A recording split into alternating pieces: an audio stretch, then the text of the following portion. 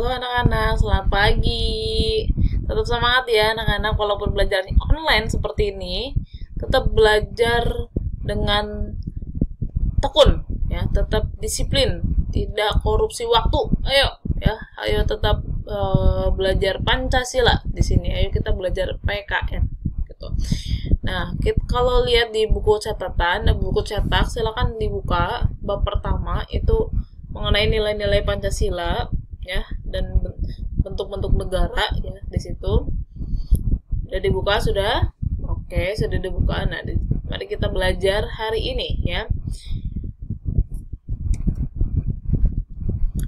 Negara ya, berupa sifat hakikat negara. Oke, dibuka di situ bukunya. Sifat hakikat negara dan kedaulatan negara. Sifat hakikatnya itu yang pertama ada memaksa, monopoli, dan mencakup semua. Ya, sifat hakikatnya. Negara kalau sifatnya yang memaksa itu mempunyai kekuatan untuk memakai kekuatan fisik dan itu legal ya, resmi dari aturan pemerintah memang seperti itu, agar ya peraturan perundang-undangan ditaati sehingga mencapai ketertiban. Jadi aturan-aturan negara itu sifatnya memaksa, dan ketika negara merasa bahwa ada pelanggaran, negara bisa menghukum semua orang yang melanggar gitu ya, bisa menggunakan cara kekuatan fisik, contohnya kayak ada teroris di Indonesia kayak gitu, terus kemudian terorisnya itu ditembak oleh pihak Densus 88, itu memang sah-sah aja. Memang Densus 88 ya tugasnya adalah menangkap terorisnya salah, terorisnya itu yang salah kayak gitu ya. Itulah kewenangan sebuah negara ya. Sifat hakikat yang pertama itu sifatnya memaksa, di mana negara benar-benar mempunyai kewenangan untuk ya membuat atau memakai kekuatan fisik agar semua orang yang melanggar itu jerak gitu ya. Terus yang kedua ada sifat monopoli. Hakikat negara itu adalah sifat monopoli, punya sifat monopoli. Negara ini mempunyai hak tunggal ya, hanya negara nih ya dalam menetapkan tujuan bersama dari masyarakat. Bisa berupa monopoli ekonomi gitu ya. Berarti memang negara mempunyai andil di situ. Gitu ya, sumber daya alam Indonesia ya pastinya kalau bukan milik swasta ya pasti milik negara gitu kan, dan swasta pun dibatasi, nggak semua milik swasta, dan negara harus punya usaha ya, badan usaha gitu, dan sifatnya itu monopoli, hanya milik negara. Terus sifat mencakup semua itu peraturan perundang-undangan itu berlaku semua orang tanpa kecuali. Di sini nggak ada yang diistimewakan. Sepresiden pun ya, ketika presiden melakukan kesalahan, pelanggaran seperti korupsi misal seperti itu, atau presiden kemudian melakukan hal-hal negatif, itu ya memang seharusnya seyogyanya harus dihukum gitu ya. Jadi mencakup semuanya, nggak pandang bulu gitu kebijakannya. Sedangkan kalau kedaulatan menurut John Bodin itu ya di bukunya berjudul Leveres de la Republik itu ada kedaulatan ke dalam sama kedaulatan keluar. Kalau kedaulatan ke dalam itu kekuasaan tertinggi dalam negara untuk melaksanakan fungsi negara dalam urusan nasional dalam negeri. Kalau kedaulatan keluar itu kekuasaan tertinggi dalam negara untuk melaksanakan fungsi negara dalam urusan internasional ke dalam luar negeri gitu ya. Jadi kalau kedaulatan ke dalam berarti urusan dalam negeri, negara dalam urusan dalam negeri gitu ya. Kalau kedaulatan keluar itu kebijakan-kebijakan negara untuk urusan luar negeri gitu. Gampang ya. Nah, kalau macam-macam kedaulatan negara, ada kedaulatan Tuhan ya, yang dilihat di sini ya, ciri khasnya di mana teori kedaulatan Tuhan itu adalah sebuah negara dan pemerintah itu mendapatkan kekuasaan tertinggi dari Tuhan sebagai asal segala sesuatu, causa prima. Jadi segala sesuatu itu ya sebuah negara, pemerintahnya gitu ya, berarti presidennya itu mendapat mandat dari Tuhannya gitu.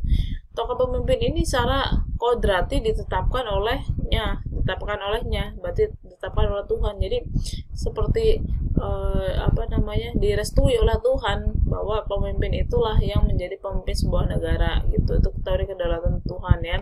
Semua hal dihubungkan dengan agama.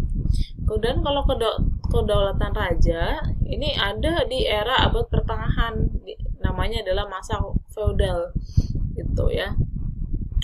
Terus raja itu dianggap bertanggung jawab atas negara gitu. Sistem kerajaan lah, di kita juga pernah tuh mengalami sistem kerajaan kan. Kekuasaan raja itu di atas konstitusi, aturan gitu. Berarti memang raja lah yang bisa atau yang berhak melakukan perundang-undangan gitu. Ini berarti raja ya. Beda kalau sistem presiden. Kalau presiden itu masih bisa diatur oleh undang-undang, sedangkan raja dikatakan di sini kekuasaan raja itu di atas dari aturan atau undang-undang. Jika kedaulatan negara, teori kedaulatan negara itu kekuasaan tertinggi letaknya pada negara. Jadi ada teori kedaulatan Tuhan, kedaulatan raja, kedaulatan negara.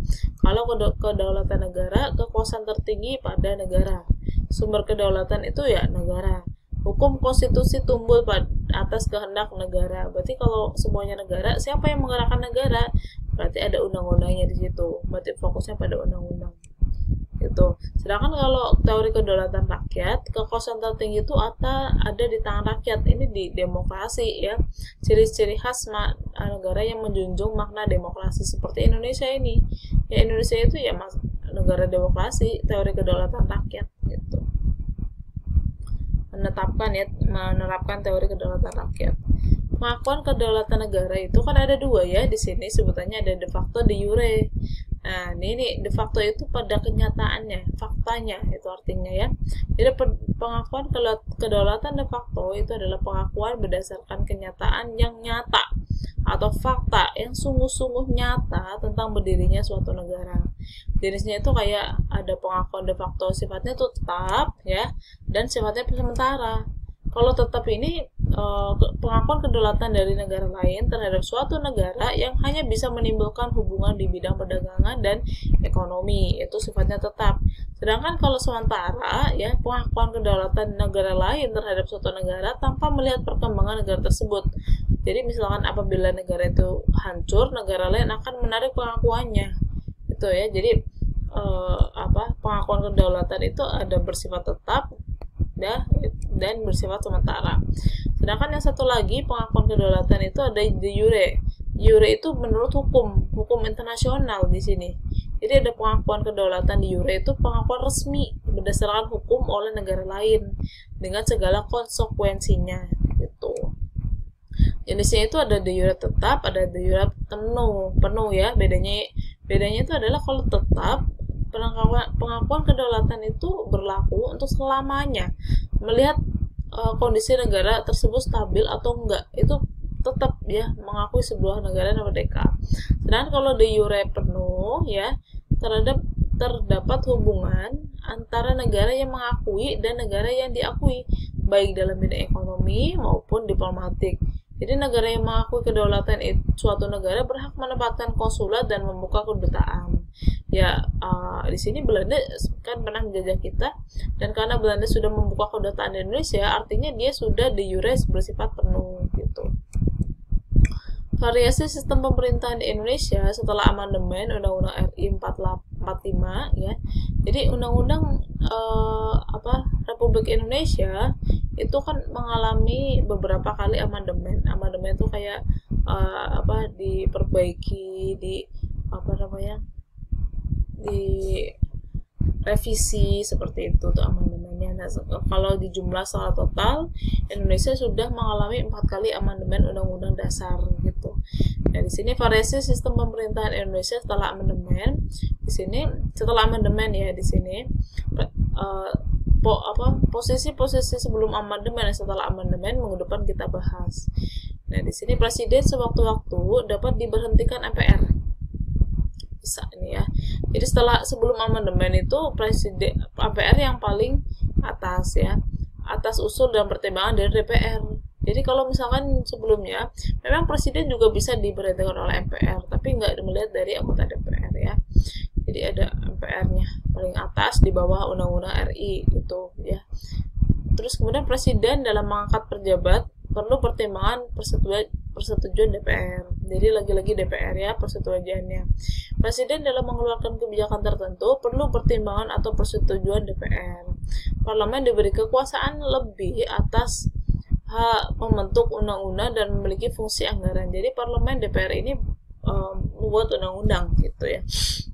Pembagian kekuasaan itu menurut John Locke itu ada 3. John Locke diperhatikan ya, John Locke itu ada legislatif, eksekutif, federatif.